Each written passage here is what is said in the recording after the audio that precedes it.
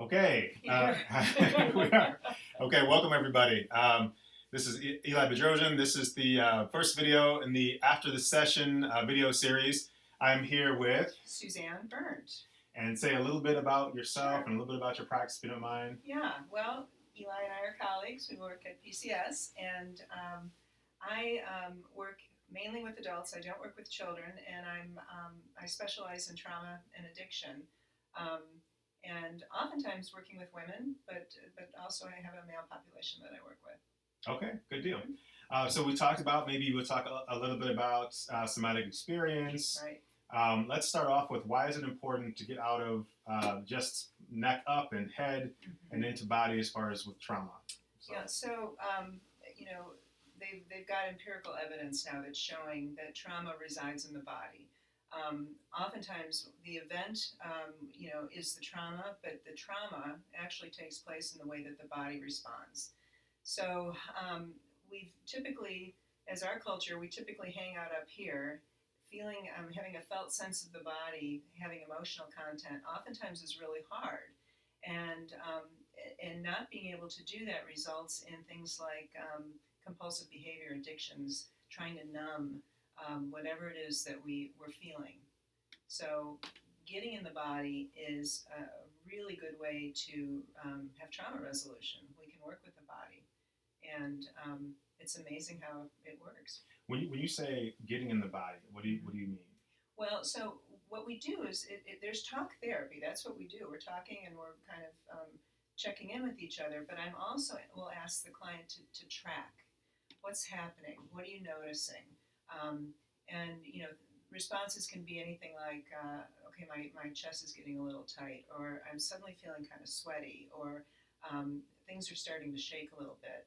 And so we track that. We don't judge it. We just see what happens. And oftentimes people will come in with an actual topic that they want to focus on. And then there are times when we may not have a memory, but we know that there's something going on that we can't figure out. And by checking in with the body, it's this wonderful, it speaks to us. It's a wonderful communicator that we have kind of forgotten about over the years.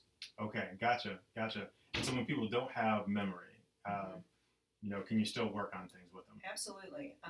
Memory, this kind of memory doesn't really necessarily have to be online if we experience trauma. So there's things like birth trauma that we probably won't record in our brains. There can be trauma where somebody might be abused in some way after being drugged. There can be medical trauma where we're anesthetized and we're still not online. But the thing that's so amazing about the body is it knows everything. It's the recorder, and it's the communicator if we allow it. Yeah. Okay. Successful SC session, right? Like, how do you know you've done well, the client has done well, they're walking out and you're somewhere different than when you begin? I think sometimes, looking at the parasympathetic versus the sympathetic, and I know that's a bunch of science, but people can come in and be really activated.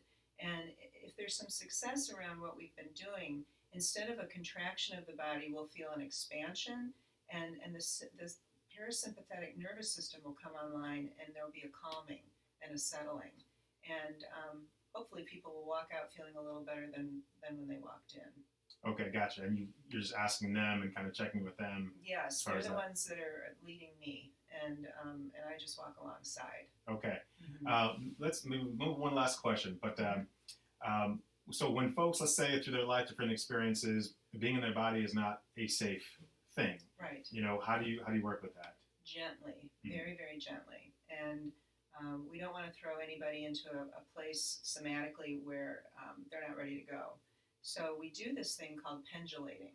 And if you think of kind of a figure eight, I always think of it like this.